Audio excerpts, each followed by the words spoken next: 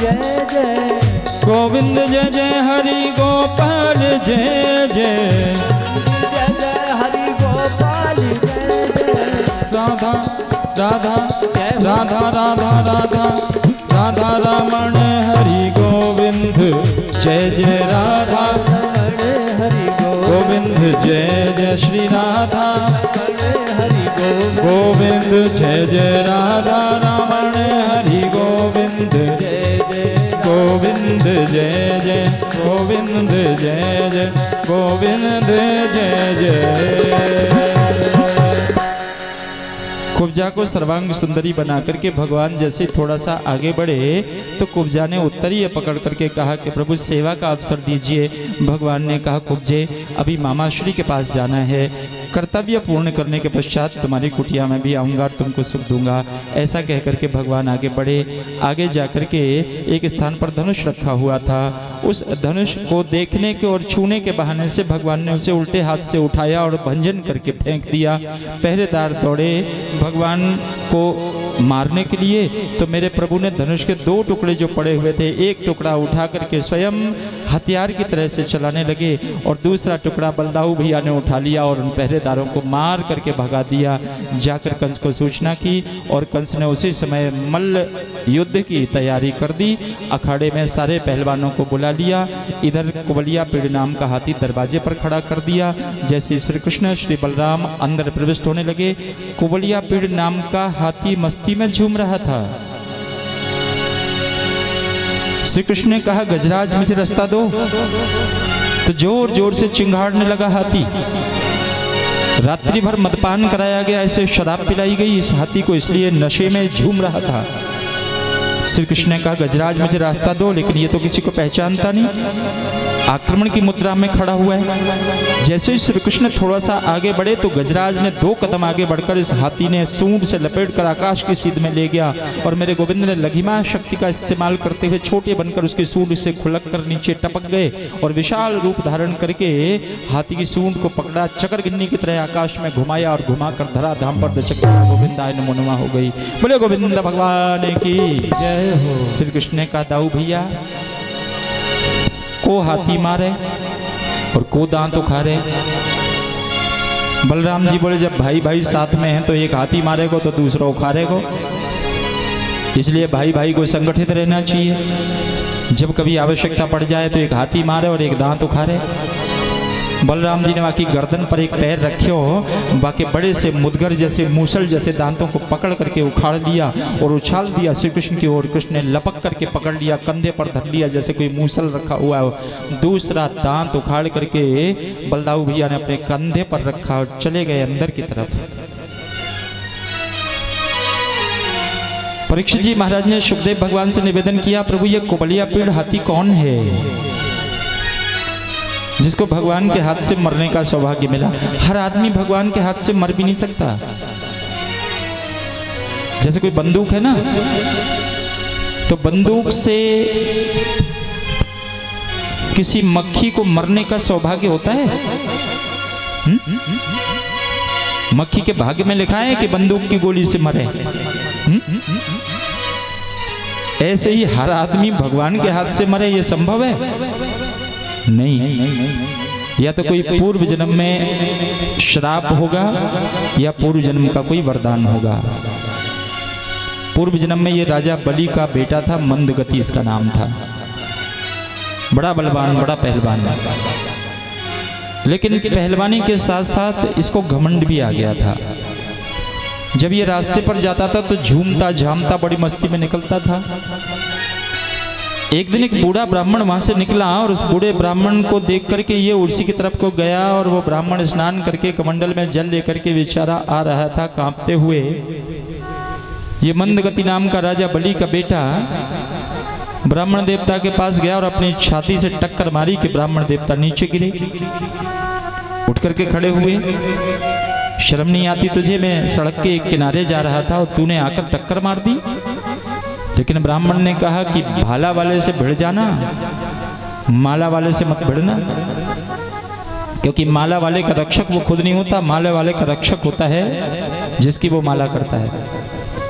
बस हाथ में जल लेकर के अभिमंत्रित किया और कहा कि हाथी की तरह से झूम झूम करके तू चलता है, मैं श्राप देता हूं तू हाथी बन जाएगा। अब बुद्धि शुद्ध हो गई महाराज। कभी कभी जब तक ठोकर नहीं लगती तब तक आदमी की अकल भी ठीक नहीं होती। जैसे लंकनी थी ना, तो लंकनी को हनुमान जी महाराज तब तक चोर नजर आए जब तक कि हनुमान जी ने उसमें ठूसा नहीं दिया। हनुमान जी बार बार कह रहे थे कि देखो चोर तो मत बोलो, वैसे तो राम जी का सेवक हूँ, राम जी का दूत हूँ, राम जी का भक्त कह दो, राम जी का दूत कह दो, नौकर कह दो, चाकर कह दो, कुछ भी कह दो, लेकिन चोर तो मत बोलो। लेकिन लंकनी तो एक ही रट लगाई जा रही थी कि मोर आहार जहां लघु। हनुमान जी ने कहा देखो मैं वैसे तो भक्त हूँ, संत हूँ, और संत से अगर कोई मिलता है तो उसे सत्संग कहते हैं, और तू मुझे बता रही है कि तू चोर है और चोर का संग कर रही हूं मैं, तो मैं चोर नहीं हूं। बार बार समझाया लेकिन नहीं मानी। तब मुठिका एक महाकपि हनी और रुधिर बमत धरती ठनमनी। मुठिका एक, मूठा नहीं, क्योंकि मूठा देते तो निपट ही जाती ऊपर चढ़िए। मुठिका छोटी वाली, मुठिका एक महाकपि हनी और रुधिर बमत धरती ठनमनी। पुण्य संभार उठी सोलंका और जोर पानी कर विनय शशंका। जब रावण है ब्रह्म बरदीना चलत विरंच कहा महीचीना। विकल होशित हैं कपि के मारे तब जान सी निश्चर संहारे। तात मोहि अति पुण्य बहुता और देखे नयन राम कर दूता। तात स्वर्ग अपवर्ग सुख धरिय तुला एक अंग और तूल न ताही सकल मिली जो सुख लव सत्संग। लंकनी कह रही कितना प्यारा सत्संग हुआ। हनुमान जी कह रहे जब तक मैं बातचीत कर रहा था तब तक तुझे सत्संग महसूस नहीं हुआ, और जैसे ही मैंने मूठा चलाया से तूने समझ लिया कि यह सत्संग है। तो कुछ लोगों की सत्संग की परिभाषा यही है, जब तक चोट नहीं लगती तब तक अकल ठीक नहीं होती। लेकिन चोट लगे और हम ठीक हों, ये इंसान का लक्षण नहीं है, ये जानवर का लक्षण है।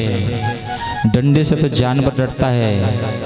इंसान की परिभाषा होती है कि वो पहले ही सुधर जाता है। खा के ठोकर भी न संभले ये मुसाफिर का नसीब। खा के ठोकर भी न संभले ये मुसाफिर का नसीब। रास्ते के पत्थर अपना फर्ज अदा करते हैं। रास्ते में जो पत्थर पड़ा हुआ है अगर उससे ठोकर लगती है तो ये किस लिए लगती है कि मुसाफिर तुझे संभल कर चलना चाहिए। लेकिन खा के ठोकर भी न संभले ये मुसाफिर का नसीब। तो ठोकरों से हमको संभलना चाहिए, और ठोकरें संभलने के लिए होती हैं। शूर्पणखा की नाक न कटती ना, तब तक वो केवल एक ही बात सोचती रहती कि मुझसे ज्यादा सुंदरी संसार में कोई है ही नहीं। तुम सम पुरुष नमो समनारी। और यह संजोग विधि रचा विचारी। और कह रही है कि मन माना कछु, मन माना कछु मानी कंप्लीट मन नहीं माना अभी। कछु थोड़ा 25%, कछु माने 25%। रामायण के गणित के हिसाब से कछु का मतलब है 25%। कैसे? सामने से जो पहरेदार आए ना, हनुमान जी महाराज ने उनके 4 हिस्से कर लिए। जैसे 100 आदमी आए तो 4 हिस्से कर लिए, तो कितने कितने हो गए? कछु मारेसी, कछु मर्देसी, कछु मिलेसी धरधूरी और कछु पुनि जाए पुकारे। 25% मारेसी, 25% मर्देसी, 25% मिलेसी धरधूरी और 25% पुनि जाए पुकारे। प्रभु मरकट बल भूरी। कछु का मतलब है 25%। तो शूर्पणखा कह रही है कि प्रभु आप 25% हो, मैं 100% हूँ। मैं 100% सुंदरी हो, आप कछु यानी 25%। तो राम जी का मन तो हुआ कि जरा इन देवी जी के दर्शन करें जो विश्व सुंदरी हैं। मैं थोड़ा बहुत सुंदर इनके सामने और ये विश्व सुंदरी हैं तो दर्शन तो करें। लेकिन राम जी समझ गए कि ये साक्षात वासना है, इसलिए राम जी ने नाक कान काटने का इशारा किया। और जब नाक कान काटा तो इसको धर्म याद आ गया, और ये रावण की सभा में जाकर के कह रही है क्या? राजनीति बिनु, राजनीति बिनु। बड़े ज्ञान की बात कह रही है रावण की सभा में। शूर्पणखा, वही शूर्पणखा जो 2 मिनट पहले वासनामय बातें कर रही थी, वही शूर्पणखा रावण के दरबार में जाकर शास्त्र की बात कह रही है। क्या? राजनीति बिनु धन बिनु धर्मा, प्रभु ही समर्पे बिनु सत्कर्मा। कोई भी सत्कर्म करते हो, कृष्णार्पण नहीं करते, तेरा तुझको अर्पण नहीं करते, तो वो सत्कर्म आपके खाते में दर्ज नहीं होता। ये कौन कह रहा है? शूर्पणखा। कौन सी वाली शूर्पणखा? जिसकी नाक कान कट चुकी है। नाक कान कटने के बाद इसको धर्म याद आया, ठूंसा घलने के बाद लंकनी को धर्म याद आया। जटायु के पंख न कटते तो उन्हें राम याद नहीं आता, जटायु के पंख कटे, राम जी का दर्शन मिला। पितामह भीष्म के रोम रोम में बाण न लगता तो पितामह भीष्म दान धर्मान, राज धर्मान, मोक्ष धर्मान विभागशः, स्त्री धर्मान, भगवत धर्मान, समासव्यास योगतः, सारे धर्म बखानने लग गए पितामह भीष्म। इसके पहले पितामह भीष्म ने धर्म नहीं, पितामह भीष्म को कोई धर्म याद नहीं था। जब द्रौपदी का चीरहरण हो रहा था तब पितामह भीष्म का धर्म कहाँ चला गया था। लेकिन आज शरीर से रक्त की एक एक बिंदु बाहर निकल गया, तब इनको धर्म याद आ गया। अगर कैकेयी को भरत माँ बोल देते तो शायद कैकेयी को राम याद न आते। कैकेयी को भरत जी ने ताड़ना दी और माँ नहीं बोला, इसलिए कैकेयी को राम याद आए। तो कुछ लोगों की सत्संग की परिभाषा है कि जब तक ठूंसा नहीं लगता, ठोकर नहीं लगती, तब तक संभलते नहीं, तब तक सुधरते नहीं। लेकिन इंसान वही है जो ठोकर लगने के पहले संभल जाए, ठोकर लगने के पहले सुधर जाए। डॉक्टर बोले कि डायबिटीज हो गई है, उसके पहले ही शक्कर कम खाना शुरू कर दे। पंडित जी बोले कि मार्केश लग गया है, राहु